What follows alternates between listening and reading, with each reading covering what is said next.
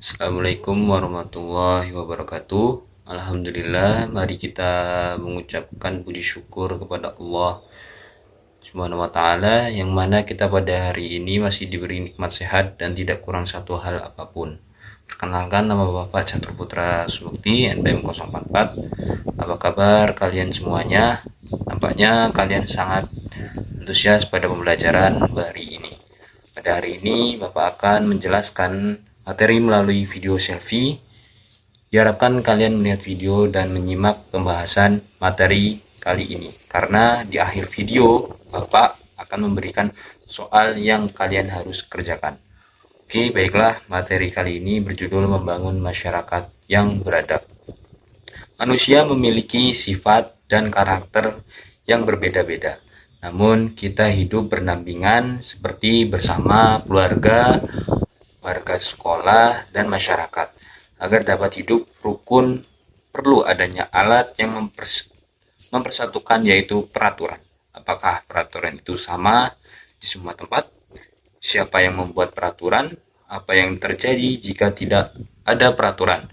Yuk kita cari tahu bagaimana hidup berdampingan dengan rukun dan damai.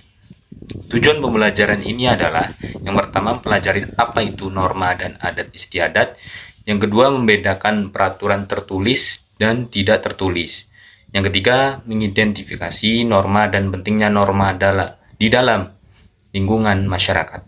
Topik yang pertama, norma dalam adat istiadat daerahku. Tahukah kalian, Indonesia dengan segala kekayaan budaya di dalamnya juga memiliki norma dan adat istiadat yang berbeda-beda. Norma adalah aturan yang berlaku pada suatu wilayah. Adat istiadat adalah aturan tidak tertulis dan diakui sebagai hal yang baik untuk dilakukan. Dengan kata lain, adat istiadat merupakan bagian dari norma. Perkenalan lebih dalam dengan Indonesia, di beberapa daerah ada aturan adat yang kemudian diserap oleh pemerintah. Aturan adat yang dijadikan peraturan di daerah yang mengikat warganya secara hukum. Bahkan peraturan tersebut diberlakukan secara lebih luas bagi masyarakat yang berada di tempat tersebut, meskipun bukan warga di tempat itu. Masih ingat siapa perangkat pemerintah yang ada di daerah kalian? Di Bali contohnya ada pemimpin dan petugas adat yang bekerja sama dengan pemerintah daerah. Mereka disebut pecalang. Pecalang bertugas menjaga keamanan dan ketertiban wilayah secara umum, sehingga upacara adat yang diselenggarakan dapat berjalan dengan tertib dan aman. Tapi yang kedua, kini aku menjadi lebih tertib. Adanya peraturan diharapkan dapat mengatur tingkah laku manusia. Dan tahukah kalian, ada banyak peraturan atau norma yang dibuat oleh manusia. Ada peraturan yang berlaku hanya di wilayah tertentu, ada juga yang berlaku secara menyeluruh. Bagi semua warga negara, peraturan yang ada dibuat dengan mengikuti perkembangan zaman. Oleh karena itu, dari masa ke masa, peraturan akan terus bertambah dan disesuaikan dengan kebutuhan manusia. Ada peraturan yang tertulis, ada pula yang tidak tertulis. Apa perbedaan dari kedua peraturan tersebut? Peraturan adalah yang tertulis, yang ada juga tidak tertulis. Semuanya bertujuan untuk menciptakan situasi yang tertib sehingga kita semua dapat hidup berdampingan secara damai. Di rumah ada peraturan yang harusnya dipatuhi oleh seluruh anggota keluarga. Begitu juga di sekolah, masyarakat, jalan raya, juga tempat ibadah. Apakah tempat-tempat di sekitar kalian yang memberlakukan peraturan tersebut? Peraturan tertentu. Peraturan tertulis artinya peraturan dengan sanksi yang memaksa. Biasanya peraturan ini dibuat oleh negara atau pengelola sebuah tempat. Peraturan tidak tertulis adalah peraturan yang dibuat oleh manusia dan sesuaikan dengan kondisi masyarakat atau daerah setempat.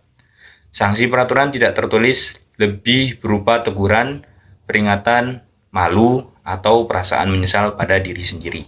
Topik yang ketiga, awas kita bisa dihukum. Tahukah kalian syarat mendapatkan surat izin mengemudi dalam kurung SIM diberikan pada usia berapa tahun? Memiliki kartu tanda penduduk KTP, dalam kurung KTP menjadi syarat utama untuk mendapatkan SIM. Coba tanyakan pada orang dewasa di sekitar kalian, apakah mereka memiliki KTP dan SIM?